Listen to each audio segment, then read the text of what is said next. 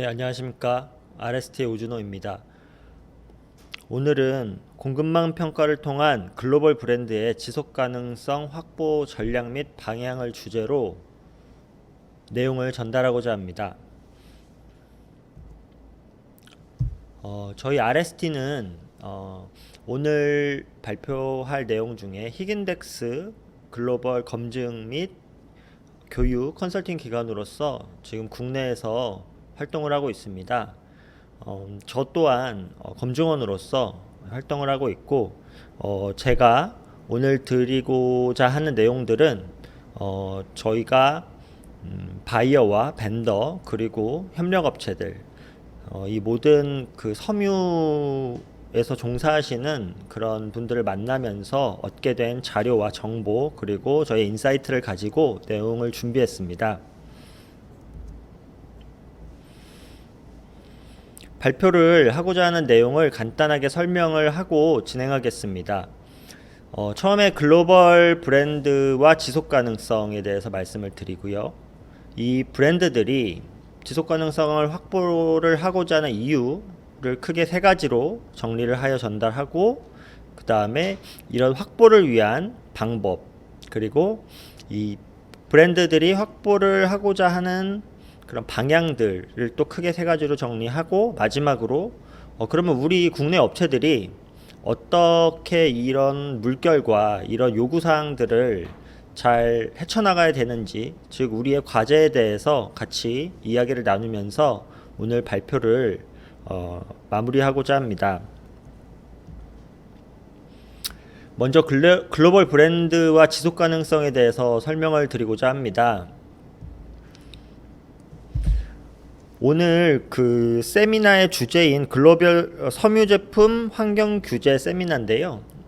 지금 이제 우리나라에서는 이런 내용들을 환경 규제다 이렇게 많이 표현을 하고 계시고, 글로벌하게는 이제 브랜드들이 우리가 지속 가능성을 확보하고자 한다, 그렇기 때문에 이런 어떤 것들을 하고자 한다라는 식으로 이야기를 하고 있습니다. 그래서 저희는 이제 지속 가능성이라는 이야기를 좀 하고 싶고요.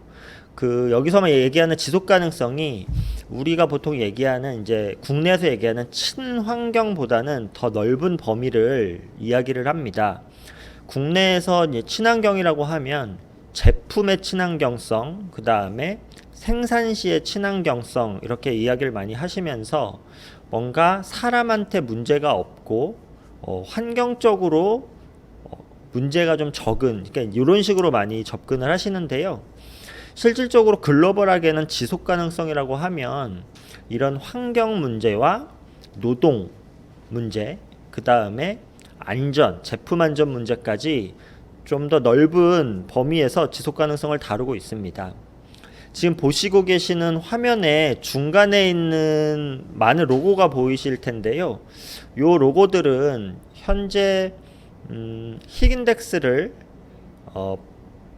운영하고 있고, 그 다음 히긴덱스를 이제 어떻게 보면 만든 이제 SAC라는 단체의 이제 브랜드 이제 멤버십 현황인데요. 아실만한 그런 글로벌 브랜드는 이미 다 이 멤버로 들어와서 활동을 하고 있고, 즉 우리가 이제 국내 업체들 중에서 이제 내수만 하시는 공장이나 이제 업체들도 계시지만, 이제 글로벌하게 수출을 하시는 분들은 결국은 이제 이런 것들을 피해갈 수 없을 만큼 다양한 지금 이제 브랜드들이 이런 지속 가능성을 확보하고자 이런 프로그램에 지금 참여하고 있습니다.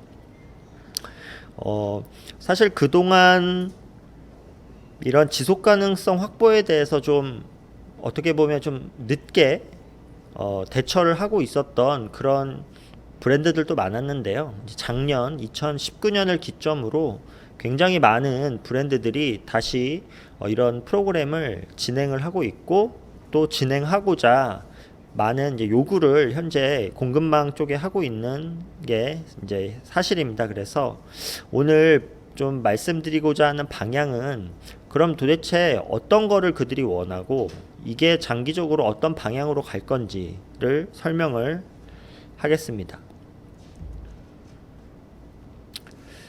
지금 우리가 이제 지속 가능성 확보 차원에서 이야기를 하면 당연히 이제 환경에 대해서 우리가 문제를 삼고 있고, 환경 규제다 아니면은 뭐 물질 규제다, 그런 식으로 이제 필수 사항이 되고 있습니다. 그럼 이 필수 사항이 되고 있는 이때에 이거를 어떻게 우리가 좀 더 좀 분석을 해서 어떤 방향으로 갈지를 좀 보고자 합니다. 첫 번째로는 이 글로벌 브랜드들이 지속 가능성을 확보하고자 하는 이유를 크게 세 가지로 제가 정리를 했습니다. 첫 번째는 많이 아시는 이제 환경적인 부분이 있고, 그 다음에 두 번째로는 이제 차별화, 그다음에 세 번째로는 이제 법과 규제에 대한 부분이 있습니다.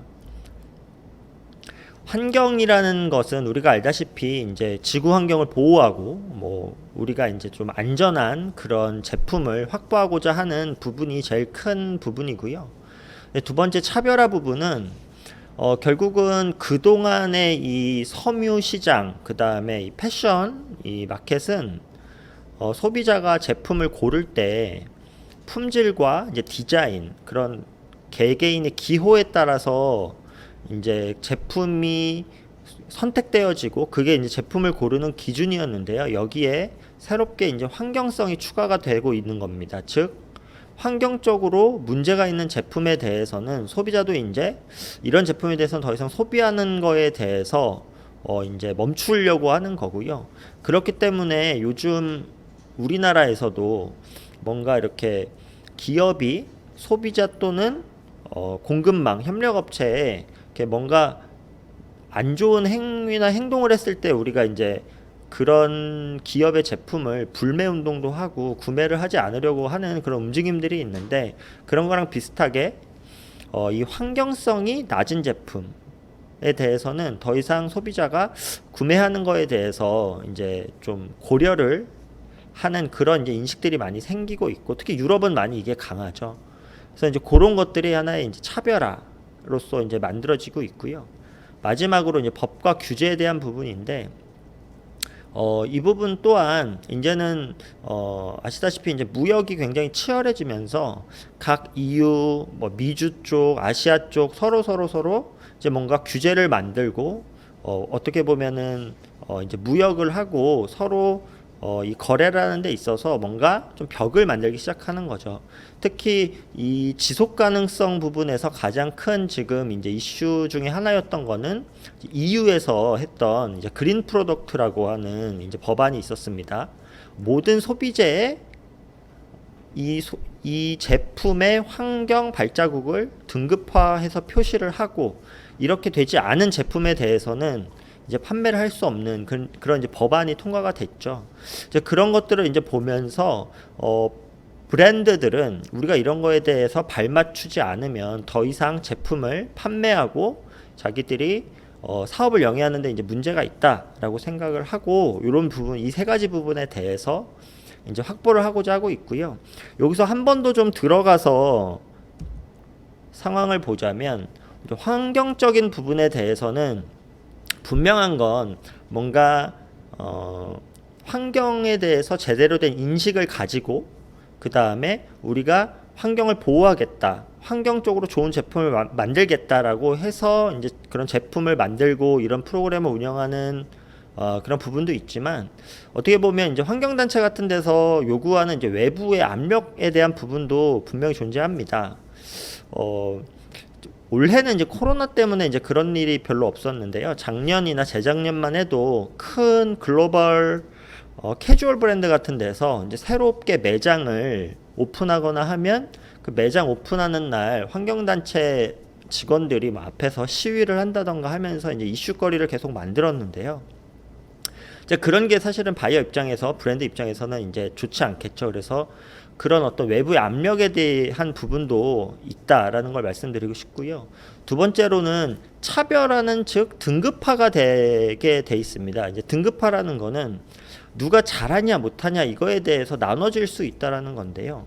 저도 저희 회사도 이제 인증기관이고 저희도 이제 인증 서비스를 하고 있지만, 이제 인증의 맹점이 바로 인증은 얼마만큼의 어떤 실력 또는 퍼포먼스가 있는지에 대해서는 우리가 확인할 수 있는 방법이 없습니다. 그렇기 때문에 인증은 가지고 있다 없다로 하는 거지, 인증을 가지고 있다고 해서 이 기업이 얼마만큼 잘한다 못한다를 알 수가 없죠. 이제 그런 부분에 있어서 이런 이제 지속 가능성을 확보하려는 프로그램들이 뭔가 이제 점수제로 한다던가 어떤 그레이드를 만들어서 붙인다던가 이런 식으로 해서 점점 등급화를 하고 있고요.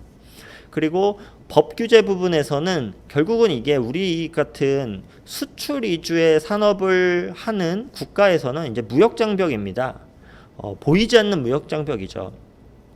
지금은 그래도 한 작년부터 우리나라 이제 정부에서도 이런 어떤 프로그램들, 이제 글로벌 브랜드가 요청하는 프로그램들에 대해서 좀 지원을 하는 사업이나 이런 것들이 조금씩 생기고 있습니다. 그런데 그 전까지만 해도 이런, 저도 사실 미팅을 해봤었는데, 이런 프로그램을 가지고 지원을 해달라, 아니면은 뭔가 이런 게 우리의 문제다라고 이야기를 했을 때 항상 그 무역 장벽이라면 이제 법적인 거로만 생각을 많이 하셨어요. 그러니까 저도 미팅을 할 때 그러면 이거 어느 나라 법인데 어느 지역에서 무슨 법으로 우리가 이거를, 그들이 이제 장벽을 세웠기 때문에 우리가 도와줘야 되는 거야 라고 얘기했을 때, 이거는 이제 민간 기준입니다, 민간 프로그램입니다 라고 얘기를 하면 사실은 이걸 무역 장벽으로 받아들이지 않았습니다, 정부에서. 하지만 지금은 인식이 많이 바뀌었고, 그래서 이런 거에 대한 이제 지원 프로그램도 시작이 되는 부분이 있겠죠.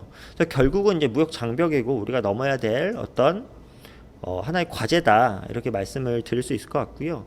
그러면 이제 이런 것들을 하기 위해서, 결국은 지속 가능성을 확보하기 위해서 지금 글로벌 브랜드들은 공급망 평가라는 것을 하고 있습니다.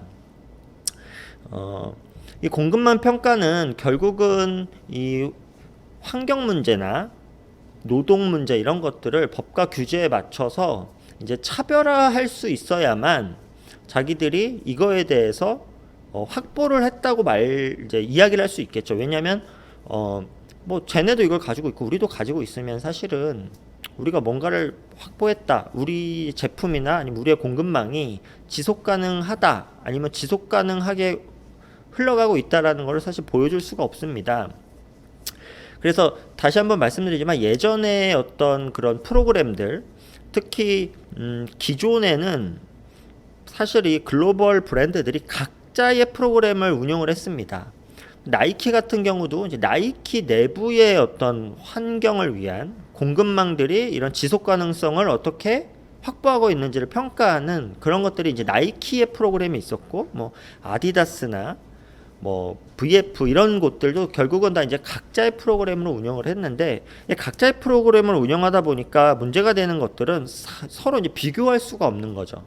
그렇기 때문에 서로 이제 비교할 수 있는 프로그램들, 즉 제3자가 만들어서 서비스하는 프로그램들이 한 2000년 이제 한 2008년 9년 이때부터 좀 본격적으로 많이 이제 이제 만들어지고 이제 생기고 서비스가 되기 시작합니다. 그런 프로그램들을 제가 대표적인 것만 우선 정리를 좀 했는데요. 제일 위에는 이 히겐덱스 같은 경우는 이제 환경 경영을 하는 수준에 대해서 점수화를 시키는 프로그램이고요. 두 번째는 이제 제로 디스차지 하저더스 케미컬스 같은 GDHC 같은 경우는 공급망에서 사용하는 이제 케미컬에 대해서 평가를 하는 거고, 세 번째 블루사인 같은 경우도 이제 마찬가지죠. 그 다음에 에코패스포트, 오에코텍스 타일의 프로그램 같은 경우도 기존에는 이 프로그램이 이제 RSL 프로그램으로서 이제 우리가 만든 제품이 유해한 물질이 있냐 없냐 이런 거를 테스트하는 정도로 끝났다면, 지금은 좀 더 발전돼서 이런 거를 이제 매니징 할 수 있게끔 또 프로그램이 확장이 되고 있고요. 마지막으로 이제 베러워크 같은 경우는 이제 노동 환경에 대한 이제 프로그램인데, 사실 그동안 뭐 SA8000, 랩, 그 다음에 또 뭐가 있을까요? 사실 뭐 굉장히 많은 이제 이 노동 환경에 대한 이제 오디시 그런 프로그램이 있었죠. 지금도 있고요.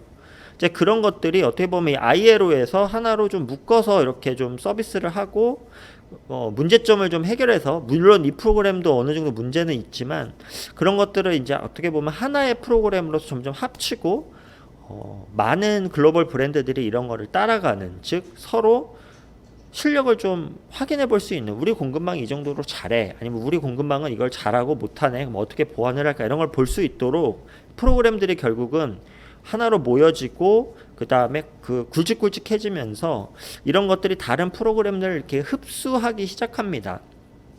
오늘 제가 이제 사전 질의를 하나 받았는데요. 사전 질의에 있었던 첫 번째 질문이 블루사인, 우리 이제 기업은 블루사인이나 뭐 오코텍스 같은 거를 하고 있다. 그런 이런 것들이 히긴덱스와 어떻게 연결이 되냐, 이런 질문을 주신 게 있어서 제가 좀 지금 좀 설명을 하자면, 제가 히긴덱스 프로그램을 서비스하면서 가장 많이 듣는 질문 중에 하나가, 그럼 히긴덱스를 하면 블루사인이나 뭐 GDHC나 이런 거 안 해도 돼요? 이것만 하면 다른 프로그램들은 의미가 없나요? 이제 이렇게 많이 이야기를 하시는데, 제가 히긴덱스를 어떻게 많이 설명을 드리냐면, 우리가 컴퓨터를 운영할 때 이제 OS라는 게 있죠. 오퍼레이션 시스템이 있고, 즉 윈도우즈가 있죠. 그리고 우리가 뭐 오피스, 뭐 아래 한글 이런 프로그램을 씁니다. 이 히긴덱스는 이 OS라고 보시면 더 좀 좋을 것 같아요. 이 히긴덱스 위에 블루사인, GDHC 같은 프로그램들이 올라가서 움직이는 구조로 되어 있다라고 보시면 되고요. 그렇기 때문에 이미 우리 공장이 블루사인을 하고 있고 GDHC를 하고 있고 오코텍스를 하고 있으시면, 이건 다 이제 제가 설명드렸듯이 케미컬 매니지먼트에 대한 부분들인데, 그러면 히긴덱스의 7번째 섹션인 케미컬 섹션에 대해서 만족을 시키는 부분들이 많아지고, 그러면 자연스럽게 히긴덱스 점수가 이제 상승이 되게 됩니다. 그런 식으로 연계가 되는 거죠. 그래서 우리가 히긴덱스를 한다고 해서 다른 프로그램을 하지 말아야 된다, 이제 이런 구조는 아닙니다. 이런 이제 프로그램을 제가 잠깐 간단하게 설명을 드렸고요. 그러면서 히긴덱스는 이 7가지 항목에 대해서 제가 평가를 한다고 지금 써놨는데, 이게 이제 평가를 하고 나서 공장별로 점수가 나오죠. 그러면서 결국은 이게 이제 등급화를 하게 되는 어떤 좀 중요한 이제 프로그램이 되게 됩니다. 실제로 지난주, 지지난주에 어떤 일이 있었냐면, 몇몇 그 브랜드들에서는 어느 정도의 점수를 확보한 협력 업체를 우리가 지속적으로 사용하겠다는 식으로 사실은 어느 정도 이제 좀 리미테이션을 좀 걸었죠. 이제 그런 일들이 발생을 하면서 결국은 이런 거를 따라가지 못하면은 뭐 오다를 받을 수 없는, 그러면은 뭐 당연히 이제 공장이나 이제 사업을 영위하시는데 이제 문제가 생기시겠죠. 이제 그런 일이 실제로 이제 벌어지고 있기 때문에 이제 이게 사실은 문제인데, 그래서 이제 등급화에 대한 어떻게 보면 좀 굉장히 대표적인 프로그램이라고 볼 수 있고요. 이 GDHC 같은 경우는 이 유해물질을 관리하는 프로그램인데, 이제 유해물질 관리를 하는 이제 범위가 되게 넓습니다. 그렇기 때문에 기존의 우리나라에서 이제 KC 같이 어떻게 보면 크게 이제 관리하는 항목이 많지 않은 것들을 쭉 하시던 데에서 이제 이런 거를 갑자기 진행하시려고 하시면 사실은 굉장히 어려우신 거죠. 왜냐하면 관리해야 되는 물질이 160가지가 넘고, 또 이런 것들을 염색이나 가공 공장에서 관리를 할 때 우리도 해야 되지만, 우리한테 화학물질을 공급하는, 즉 염조제를 생산하고 후가공제를 생산하는 그런 케미컬 회사들과도 같이 일을 하셔야 되기 때문에 이게 이제 어려운 부분인데, 결국 이런 게 저희가 바로바로 대처를 사실 할 수가 없는 부분이 있고, 결국 이게 또 이제 무역 장벽으로 가게 되는 이제 그런 어떻게 보면 좀 대표적인 프로그램이라고 볼 수 있습니다. 그러면 이런 프로그램을 가지고 글로벌 브랜드들이 이제 지속 가능성을 확보를 하려고 합니다. 그런 이 방향에 대해서, 좀 뚜렷한 방향에 대해서 3가지를 제가 좀 정리를 했는데요. 첫 번째는 최적화가 있고요. 두 번째는 데이터화, 마지막으로는 지역 조직화라고 제가 표현을 했습니다. 이 최적화 부분은 결국은 이미 말씀드린 것처럼 등급화가 진행이 되면 더 이상 이제 그런 어떤 요구 사항에 만족하지 못하는 그런, 그러니까 즉 등급이 낮은 그런 공장이나 기업들은 더 이상 선택을 받을 수 없는 거죠. 지금 우리는 이제 뭐 포스트 코로나 시대를 어떻게 맞아야 되는지 이제 그런 거를 많이 이야기를 하고 있는 지금 상황입니다. 사실 그동안 그 많은 이 글로벌 브랜드들이 이 그동안 이제 자기들이 이제 사용하던 이제 협력 업체들을 사실은 좀 몸집을 줄이려고 하는 그런 방향은 분명히 있었습니다. 근데 그거를 하는 게 쉽지 않았어요. 그런데 이번에 이 코로나를 계기로 좀 더 적극적으로 이제 그런 모습을 보이고 있습니다. 근데 그런 모습을 보일 때 먼저 쳐내는 그런 공장들은 결국은 이런 평가를 했을 때 점수가 낮거나 뭔가 이런 평가 프로그램에 대해서 제대로 팔로우업이 안 되는 공장들을 위주로 당연히 이제 오다를 주지 않고 조금씩 아니면 오다를 줄이던가 해서 협력업체의 규모를 축소하고 있고요. 그다음에 두 번째는 이제 데이터화에 대한 문제인데, 이 데이터화는 이 앞에서 설명드렸던 히긴덱스부터 GDHC, 블루사인, 그 다음에 마지막으로 이제 베러워까지 이제 이런 프로그램들이 다 플랫폼화가 돼 있습니다. 즉 기업이 어떤 하는 행위나 행동, 점수, 그 다음에 캡 이런 것들이 다 데이터화가 되고 이런 것들이 어떤 플랫폼에 자료가 올라가면서 상호 비교가 되는 건데, 이거를 진행할 때 문제는 뭐냐면은 사실 이제 국내 업체들이 이런 부분에 대해서 많이 대처를 못하고 있는 게 사실입니다. 꽤 옛날 시스템을 계속해서 좀 유지를 하고 계시고, 그러니까 자본을 투자하실 때 아무래도 뭐 사실 이제 산업적인 문제도 있겠지만 자본을 투자하실 때 생산을 하시는 기계, 뭐 염가공 같은 경우는 염색기라든가 뭐 텐터라든가 이런 기계를 자본 투자를 많이 하시지, 이런 우리가 뭔가 운용하는 시스템이라든가 외부에서 요구하는 이런 것들을 어떻게 대응해야 되는지에 대한 어떤 그런 메커니즘을 만드는 이런 쪽에 사실은 자본 투자를 하시는 경우가 많지 않습니다. 그렇기 때문에 점점 모든 것들은 데이터화가 되고 있고, 우리는 그런 데이터를 잘 모아서 만들어서 이런 플랫폼에 업로드를 해서 평가를 받아야 되는 이 시점에 이런 것들이 제대로 되지가 않으니까 사실은 이런 자본 투자에 대한 필요성이 증가하고 있지만 요즘 코로나로 사실 많이 어려우시죠. 그래서 이제 이런 게 더더욱 어렵게 되는 게 지금 이제 현실이고요. 그리고 마지막으로 이제 지역 조직화를 좀 더 설명을 드리자면, 이 지역 조직화는 결국은 제가 요즘 글로벌 바이어들이랑 미팅을 하면서 제일 많이 듣는 이야기는, 우리는 우리의 장기적인 목표는 어찌됐던 원료서부터 봉제까지 한 지역에 몰아 넣어서 다 생산을 하고 싶다라는 게 그들의 중론입니다. 이게 보통 이런 이야기를 많이 들으시면 이게 이제 뭐 시간을 이동 시간을 줄이고 이제 이런 식으로 생각을 많이 하시고, 그 다음에 뭐 인건비 그런 것 때문에 이제 뭐 옮겨야 된다 이제 이런 식으로 많이 접근을 하시는데, 지속 가능성이나 이제 환경적으로 접근을 했을 때는 사실은 조금 다른 식으로 접근을 하게 되는데요. 그거에 대해서 좀 더 말씀을 드리자면, 결국은 한 곳에 모여 있다는 얘기는 이 에너지 사용량을 절감을 할 수가 있는 겁니다.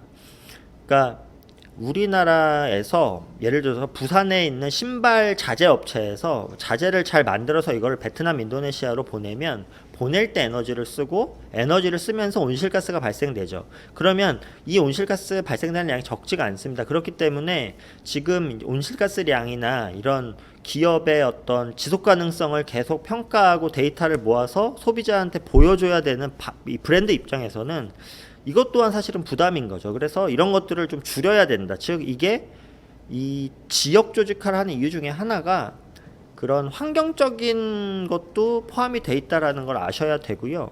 그리고 데이터화 부분을 좀 더 설명을 하자면, 결국은 이런 자본 투자가 안 되는 부분 때문에 중소기업의 대응 능력이 이제 약화가 될 수밖에 없고, 그러다 보면은 이제 큰 기업들이나 뭔가 좀 잘하는 기업 위주로 산업이 많이 돌아갈 수밖에 없죠.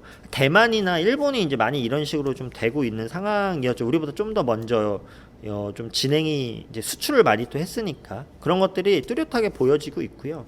결국은 이제 이런 거를 해소하기 위해서는 우리가 이제 스마트 팩토리를 가야 된다 이런 얘기를 많이 하는데, 저도 이거에 대해서는 동의를 합니다. 하지만 스마트 팩토리가 지금 제대로 돌아가는 공장보다는 좀 사실 아직 좀 성숙하지 못하게 움직이는 부분들 많이 있습니다. 근데 결국 우리도 해야 된다. 왜?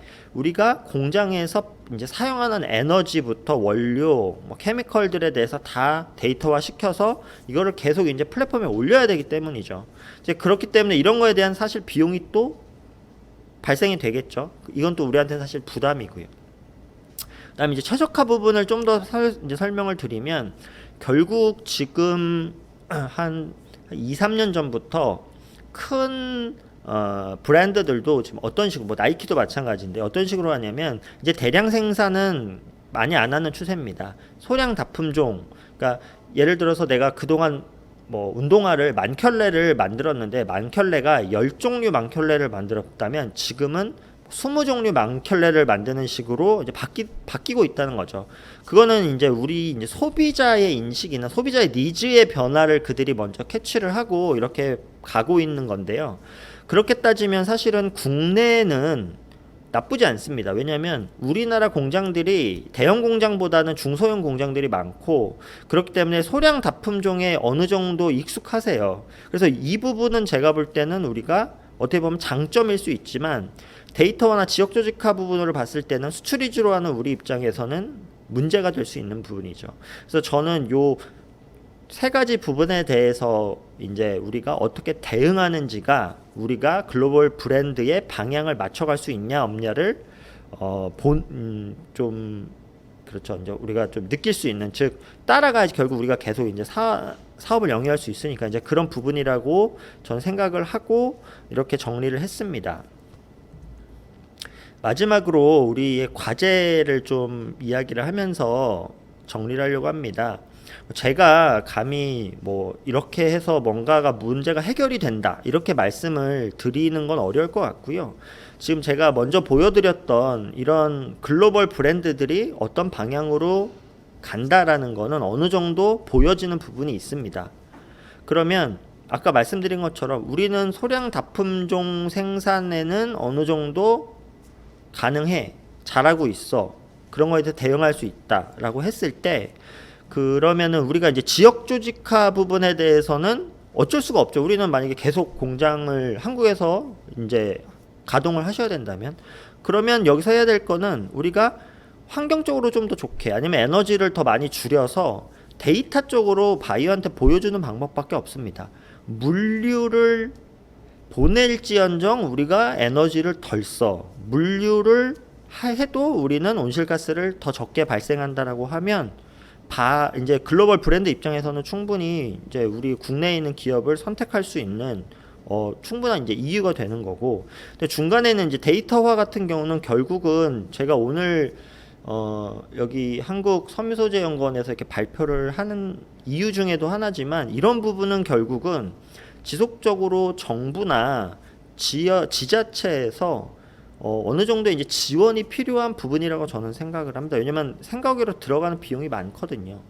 그리고 결국 누군가는 이런 것들을 대응할 수 있는 프로그램을 만들어서 지원을 또 해야 되는 부분도 있습니다. 제가 요즘 IT 쪽에 관심이 많아서 이렇게 많이 뭐 뉴스도 보고 많이 보는데, 그 IT 쪽 사람들이 제일 많이 하는 이야기가 뭐냐면 시간이 지난다고 기술이 발전하는 건 아니다. 기술을 발전시키는 건 우리가 뭔가 노력을 해서 발전이 되는 거다라고 이야기를 합니다. 똑같이 사실 그동안 우리나라 섬유업계에서 이런 기술 발전에 대해서는 사실은 투자를 저는 하는 부분이 좀 작았다고 생각을 합니다. 그러니까 지금 있는 거를 어떻게 보면 지키고 뭔가 보완하는 정도지, 우리가 뭔가를 더 발전시켜서 뭔가를 리딩한다라는 인식은 없었습니다. 그런데 이런 부분은 저는 이제 그런 정부나 지자체, 그 다음에 한국섬유소재연구원 같은 이런 어떻게 보면 정부 산하 단체시죠. 단체, 그다음에 저희 같은 이제 민간 이렇게 다 모여서 뭔가 프로그래머를 시키고 플랫폼을 만들고 계속 이런 것들을 들어와서 데이터화를 잘 할 수 있게끔, 즉 기술적인 어떤 발전이나 지원을 하지 않는다면 이런 부분을 저는 우리가 좀 이겨낸다 아니면 잘 따라간다 이런 거는 사실은 어렵기 때문에 이런 것들이 우리의 과제라고 생각을 합니다. 좀 발표를 마치려고 하는데요. 결국은 이미 말씀드렸지만 우리가 지금 글로벌 브랜드들이 지속 가능성을 확보하기 위해 어떤 것들을 하고 있는지, 그 다음에 이런 것 때문에 어떤 일들이 벌어지고 있는지를 지금 봤습니다. 그러면서 우리가 이런 것들을 사실을 잘 대응을 해야 되겠죠. 그래서 다시 한번 말씀드리지만 한국섬유소재연구원도 제가 알기로는 어떤 지원 사업 같은 걸 준비하고 계신데, 그런 어떤 지속적인 지원, 그다음에 저희 같은 그 기관의 지속적인 교육, 그다음에 어떤 액션, 저희가 그러니까 제가 2014년부터 히긴덱스 프로그램을 하고 있는데, 서비스를 하고 있는데, 실제로 그동안 제 고객은 거의 다 이제 해외 공장이 많으셨고 국내가 그렇게 많지는 않으셨습니다. 왜냐하면 좀 아무래도 이제 늦게 시작하신 부분이 있어요. 그러면서 제가 이제 국내 업체들을 같이 이제 일을 하고 있는데요. 제일 중요한 부분이 저희도 생각하는 이제 교육에 대한 부분입니다.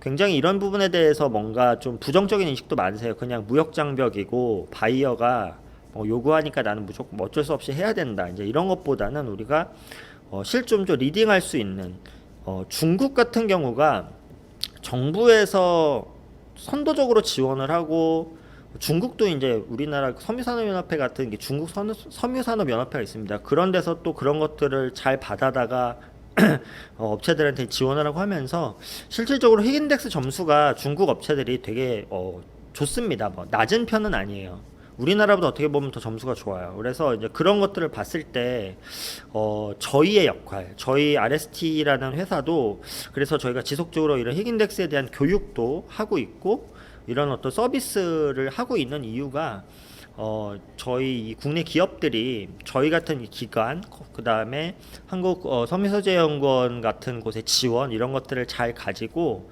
결국은 좋은 점수, 그 다음에 좋은 어떤 시스템을 만드셔서 이런 것들을 잘 넘어가야 되기 때문에 저희가 이런 걸 한다고 생각을 합니다.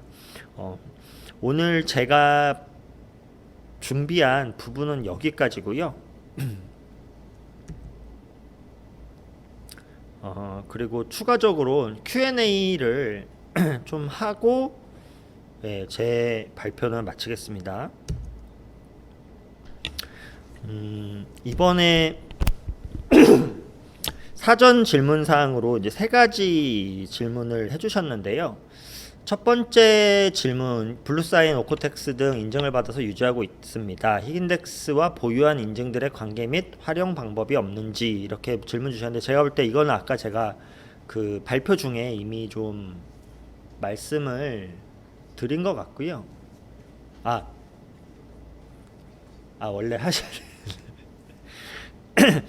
그 두 번째 질문을 보면 히긴덱스 등 지속가능 평가 지수나 환경 인증 등을 소비자에게 알리기 위해 어떤 마케팅을 하는가라는 질문을 주셨는데, 히긴덱스나 뭐 GDHC 같은 데들이 소비자한테 직접 마케팅을 사실 국내 같은 경우는 하는 경우가 거의 없습니다. 그런데 이제 이게 어떤 식으로 이제 진행이 되냐면, 히긴덱스도 이 점수를 이제 모든 공급망의 점수를 다 모아서 이거를 제품에 결국 마지막에는 이제 붙일 겁니다. 즉 이제 올해 하반기에 원래 시행이었는데 뭐 코로나 그다음에 여러 가지 상황으로 이게 좀 늦어질 수 있다, 아니면은 좀 내년으로 미뤄진다, 이런 지금 이야기가 나오고 있는데요. 그러니까 예전에는 아까도 말씀드렸지만 우리가 뭐 백화점이나 아니면은 어떤 매장에 가서 옷이나 신발을 살 때 택에 뭐 가격, 뭐 혼용률 이런 것들이 붙어 있었다면, 이제는 이런 것들이 시행이 되면 거기에 히긴덱스 그레이드가 붙는 거죠. 뭐 A 그레이드, B 그레이드 이러면서 이 제품이 얼마나 환경적인 제품인지를 이제 아실 수 있는 겁니다. 사실은 이제 그런 식으로 하면서 소비자 마케팅이 시작이 될 거고요. 이게 아무래도 이제 글로벌 프로그램이고 글로벌하게 봤을 때 한국 마켓이 그 큰 마켓은 아닙니다. 따라서 소비자 마케팅을 하긴 하나 이들이 뭐 직접적으로 한국 소비자한테 하는 그런 방식보다는 환경 단체나 그 다음에 뭐 저희 같은 기관 그리고 어떤 이런 그러니까 브랜드죠. 브랜드들이 이런 거를 잘 해서 이런 걸 홍보하는 식으로 마케팅을 할 것으로 예상이 됩니다. 네. 그다음에 마지막으로 최근 이슈가 되고 있는 다양한 환경 인증과 관련하여 기업에게 도움이 될 수 있는 지원 방안이 없는지라고 질문을 주셨는데요. 발표 중에도 좀 언급했지만 이 내용들이 그러니까 무역 장벽이 아니다라는 입장에서 무역 장벽이라는 입장으로 좀 이제 넘어가고 있죠. 그러면서 정부나 지자체에서도 이런 뭐 수출 지원 사업이라든가 인증 지원 사업 같은 것들이 이미 존재합니다. 이런 것들 좀 찾아보시면 되고요. 그리고 제가 알기로는 한국섬유소재연구원도 이런 지원 사업에 대해서 이제 준비하고 계신 걸로 알고 있습니다. 아마 이 부분은 제 발표 끝나고 또 연구원에서 좀 더 추가적으로 설명을 해주실 것 같습니다. 오늘 바쁘신데 시간 내주셔서 세미나 듣고 계신 모든 분들께 감사하다는 말씀 전해드리면서 저는 이만 마치겠습니다. 감사합니다.